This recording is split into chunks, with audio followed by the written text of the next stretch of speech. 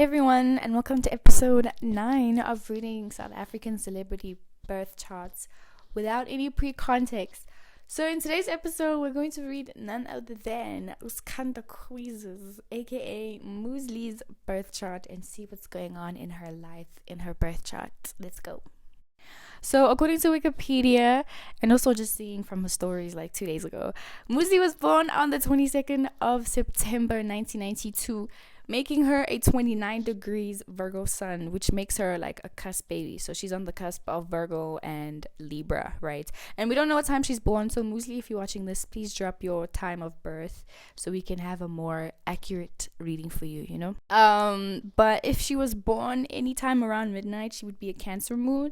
And then anytime after that, she is a Leo moon. But I feel like she's a Leo moon because she really gives Leo moon energy, like just in the way that she expresses herself. And for the fact that she is social and that she's in the limelight, like I feel like she's a Leo moon for sure. But anyways, so the first major aspect that I saw in Moozlie's birth chart is her Mercury in Libra tightly squaring her Mars in Cancer. So you see they're both 5 degrees. So in astrology, that's a tight orb, that's a tight square.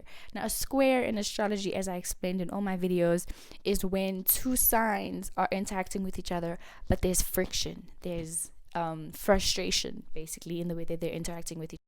Now, Libra and Cancer are both cardinal signs, right? Cardinal meaning that they initiate and they lead.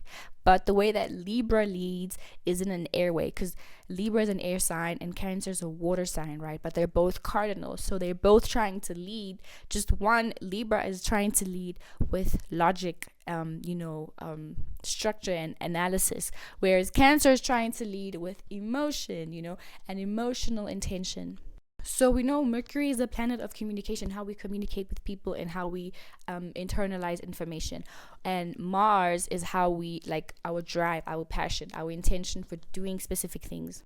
So when these two are interacting in a square, it creates for somebody who is very argumentative, right? Because Mars, as I say, Mars is an aggressive sign, you know what I'm saying? And then Mercury is just how we communicate. So sometimes people with Mercury square Mars, a lot of the times when they communicate, it seems as though they're trying to initiate like some kind of an argument, or they're trying to spark some kind of argument. So they're very argumentative people.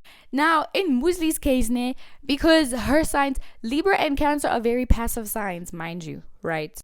So both of them have a very passive-aggressive way of arguing.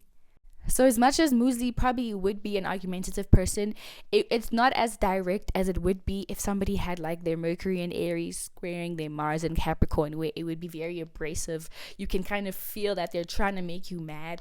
Like Moozlie's way of communicating, like she might say something and only later you'd be like, wait, was she trying to be smart? Like, was she trying to be like, you know what I'm saying? That kind of thing. So in her case, with her Mercury square Mars, you won't feel the sense that like she's aggressively argumentative. You'll kind of feel like she's not saying what she wants to say. So she's saying things in a very indirect way. And a lot of times she might get herself into situations where people think she's like sneaky, in the way that she communicates with them, especially if it's like a one-on-one. Like obviously with business things, it may be different, but the way that she would like communicate with people will make them feel like afterwards, like, and like, what did you mean by that, And sometimes she doesn't really like mean any harm, but like the way that it presents itself, also because like the orbs between the degrees basically are very tight. They both 5 degrees. It's like very difficult for her to like also be a direct communicator, because she's gonna always say things in a suggestive way. Example should be like, don't you think you're kind of being ridiculous right now? Like, you know what I'm saying? It's not like you are being ridiculous right now. She'll suggest, aka being passive in the way that she communicates. And that's just how it is, So I think for her, just learning to be more direct. And I think obviously because now she's already hit her Saturn return, So obviously throughout her whole year, she's learned that being more direct and more straight about what she was trying to say is a lot more effective than being more passive aggressive, as Libras and Cancer placements usually are, But also I also saw she has her Venus in Libra, also same. literally same. We have we low-key have a similar chart. But I saw she has a Libra in Venus, right? And then her moon is in Leo.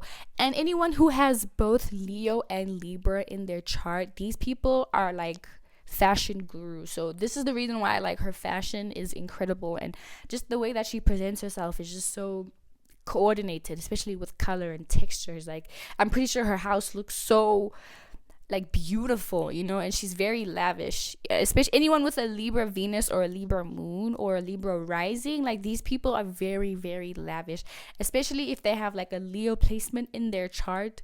These are fashion gurus, and low-key also like people who like going for other attractive people. Like Libra Venuses value looks, and they value their own looks, especially her being a Virgo sun. Like same, we value the way that we present ourselves, so we also value that in other people. So it kind of makes us low-key superficial, but it's only just because we know how to, like, she knows how to make herself look good, so she would expect that from other people. And then secondly, the aspect that I saw in her chart is her Venus in Libra squaring her Neptune in Capricorn. Now, anything making an aspect to Neptune is going to make that interaction very unclear. It makes it unclear. The way that you interact with it will be unclear. So people with their Venus squaring Neptune, it's low-key like having a Pisces Venus where... So, okay, as much as she does value people who are attractive and who look good and have a fashion sense, a lot of the time she make it, I think this is also like her that Virgo placement. A lot of the times, like with the aspect with Neptune, she will like attract people who can somewhat be not good for her.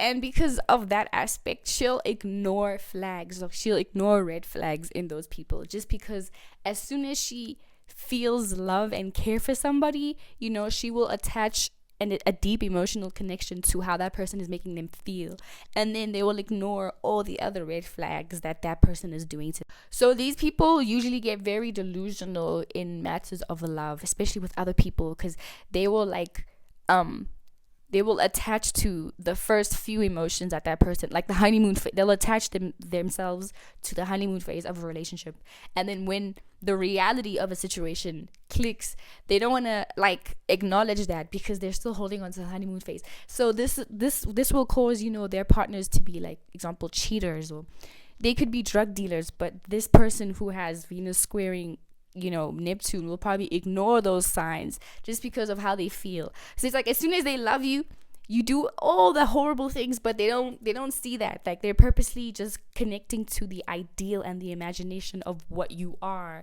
instead of seeing you for who you really are.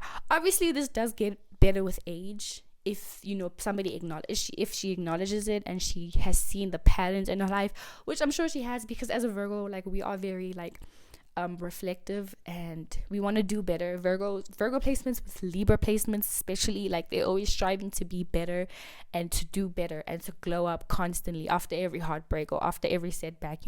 So I'm very sure that like at some point she's like, no man, I can't be like this anymore.